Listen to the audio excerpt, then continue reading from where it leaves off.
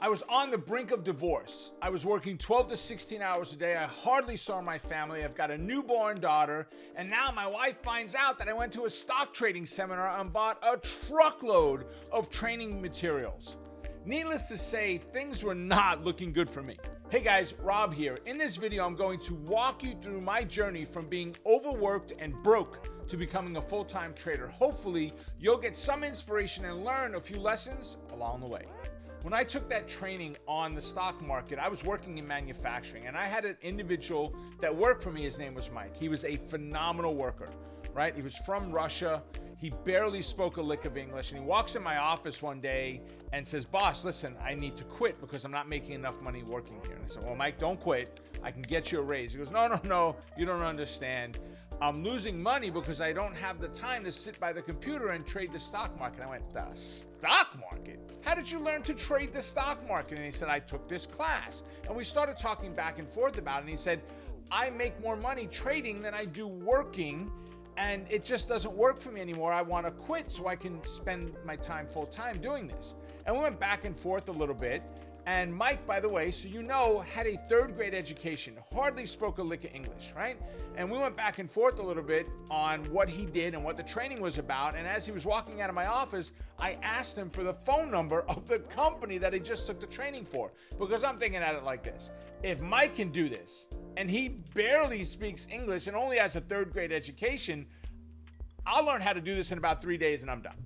It just goes to show that you do not need to be a genius to become successful at trading the market. So when I took my very first training, which by the way, I called immediately when I got the phone number and I signed up, and they told me, "Listen, we're coming to your area. The price is going to come down." I'm like, "Nope, I'm signing up for this now. I don't care." I paid full retail on multiple credit cards, by the way, because I did not have the room to fit it all on one card, right? And I went ahead and took that training and then told all of my family, told all of my friends that I was going to learn to trade the market. And their reaction was priceless. My wife stopped talking to me for weeks. Right? She didn't want to know anything about this. She figured I had done enough harebrained schemes in my life, wasted enough money trying to learn how to be successful, that this was just another one of those. And I had spent thousands and thousands of dollars that we did not have, right? I was doing the rob from Aunt Visa to pay Uncle Master, right? I was taking from one credit card to pay the other, right? And I just kept rotating that debt around as much as I could to avoid with having to pay it off since we didn't have it, right? My friends thought I was nuts, right? The last person I tell is my dad. Now, my dad lived in Florida at the time. And I call him and tell him what's going on. And I won't use the exact words, but it had something to do with crawling through the phone, ripping off my head, blah, blah, blah, blah, blah, right? It's like, are you crazy? Our next door neighbor lost all his money trading the market. Well, I came to find out he didn't lose all of his money. He gave $10,000 to a broker.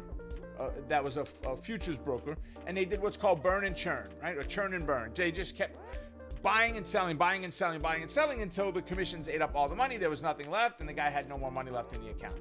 That was my dad's experience, because other than that, he didn't invest in the market. So if you want to be successful in trading, don't expect others that you love to support you at it. As I mentioned, my wife wasn't talking to me for quite a while, and my office was in the basement. To give you an example of where I traded, think of going inside of a basement. Now, I live in New York, and in the basement, we have a 275-gallon tank for oil. The day that they would deliver oil, I had to leave for the full day. I could not be in that office because the smell was horrible. You'd be sick from the smell of that oil. But I made it work, right? Air fresheners, whatever I did, right? Lysol, whatever I could do for it. Well, my wife comes in the office one day, and she says, "What are you working on?"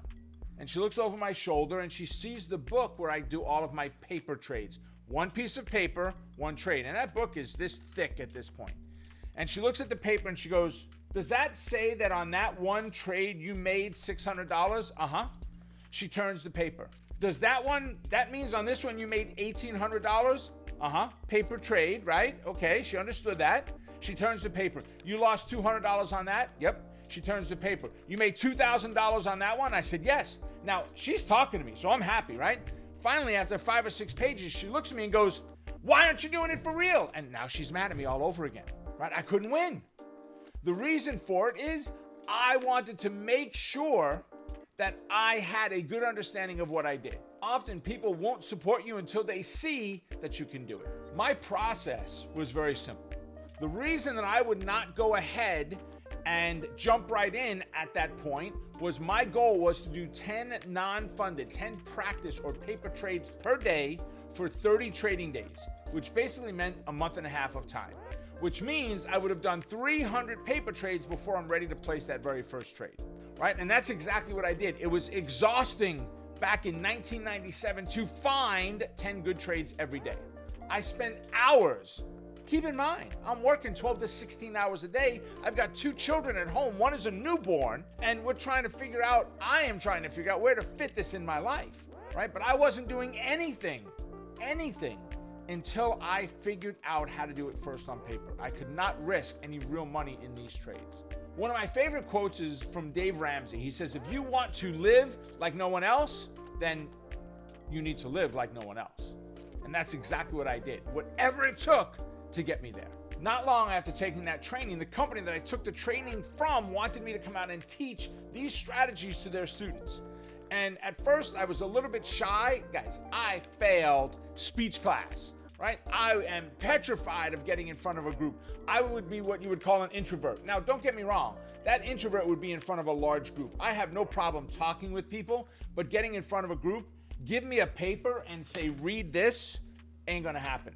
Not at all, because I know I'm going to screw it up. There's no way I can read that properly, right? It just doesn't work for me.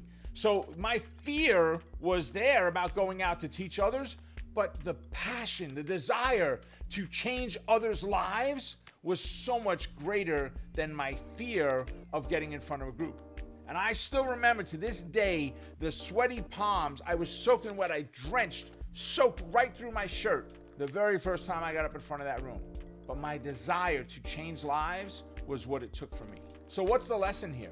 If you have the ability to change people's lives for the better, you have a responsibility, a requirement almost, to be able to do that. You should never, ever walk away from that. In a nutshell, that's how I went from broke and overworked to becoming a trader and a trading coach as well as a family man. I hope you took away some key lessons, those being, you don't need to be a genius to be successful. If you want to be successful in trading, you don't expect others you love to support you. Often people won't support you until they see that you can do it. They want you to prove it to them. And you have to live like no one else so that you can live like no one else. And if you have the ability to change people's lives for the better, then you have the responsibility to do so. Until next time, make it a profitable day. Stay focused on the quest to becoming a great trader. Keep crushing it. And remember, you're just one trade away. Click here to check out another great training video.